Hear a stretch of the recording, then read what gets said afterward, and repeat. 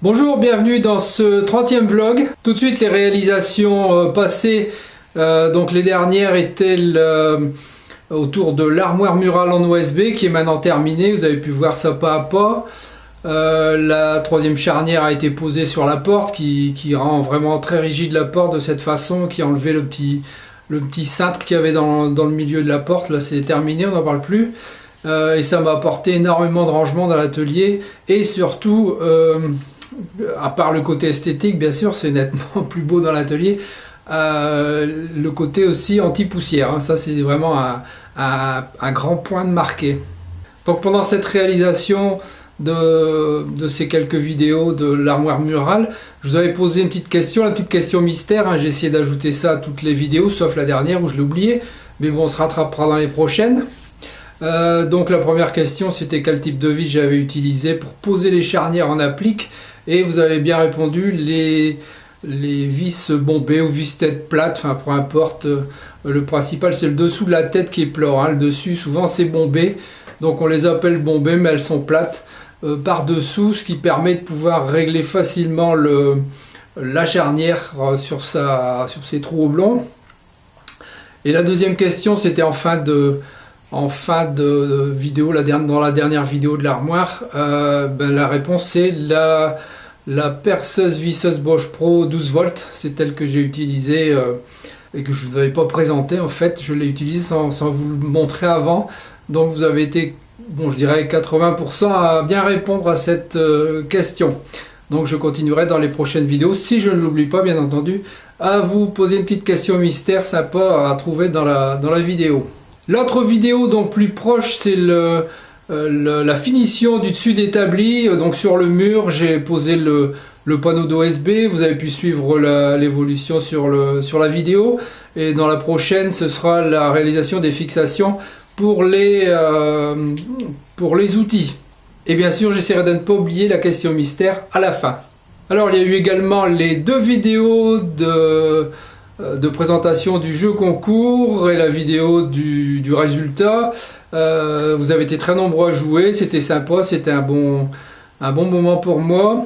Je n'avais jamais réalisé de jeu de cette façon, donc ça a été une bonne façon de traiter toutes ces données et de pouvoir offrir un cadeau à notre ami Michel qui est très content. J'espère qu'il aura reçu d'ici quelques jours. Alors vous avez remarqué également depuis le début d'année, de nouveaux logos sur la chaîne, sur Facebook, sur Twitter également. C'est les mêmes logos, un logo rond et un nouveau bandeau rectangulaire avec le dessin de ma région un peu compressé. Une partie qui représente les terris sur la gauche du bandeau, au milieu le gros terri d'Estevel, à droite la ville de Carvin vue de loin on va dire. Les grands monuments qui dépassent, et puis sur la droite le petit terri de Carvin qui se trouve pas très loin de l'autoroute A1. Donc j'ai voulu retracer ça et avoir la région sur mon bandeau. Voilà, donc j'espère que vous avez apprécié cette nouveauté sur la chaîne JC Workshop. Alors il est temps de passer maintenant à l'atelier de Didier qui est du Petit Quevilly près de Rouen.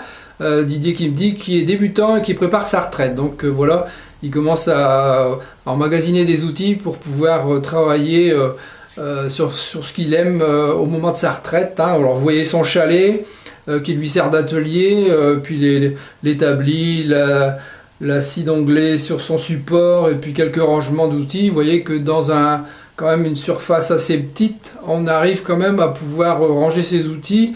Et puis avoir des projets de réalisation qui sont à la taille de l'atelier, hein, bien sûr.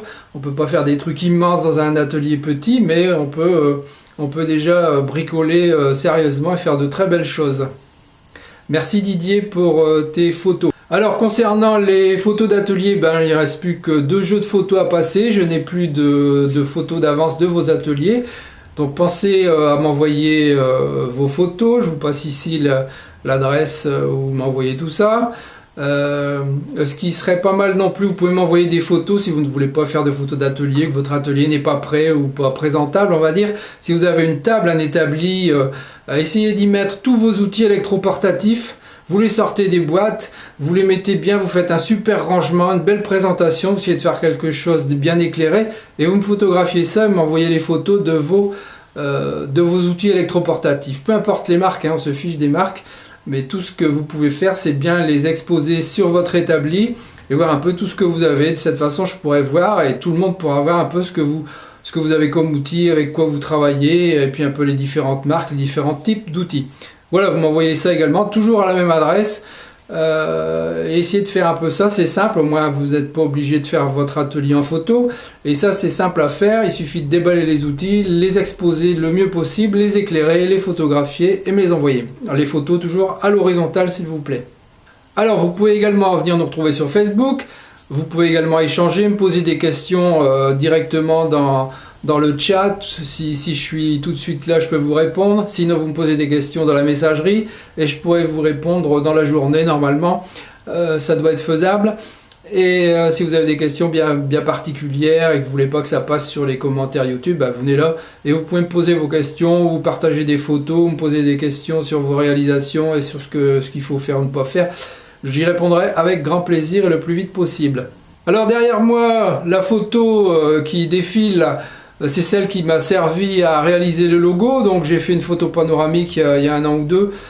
J'ai fait ça à partir d'un terri à Wany, juste derrière la plateforme Delta 3 pour ceux qui connaissent, qui est le long de l'autoroute A1. J'ai pu zoomer puis ainsi extraire les quelques données dans la vidéo, les terris lointains, les terris proches et puis car 20 vues légèrement de plus haut, pour me faire une idée de ce qui dépasse et pouvoir faire mon logo ainsi.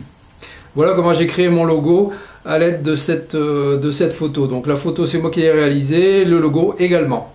Voilà, je crois qu'on a fait le tour du sujet. N'oubliez pas d'envoyer vos photos soit d'atelier, soit d'outillage électroportatif.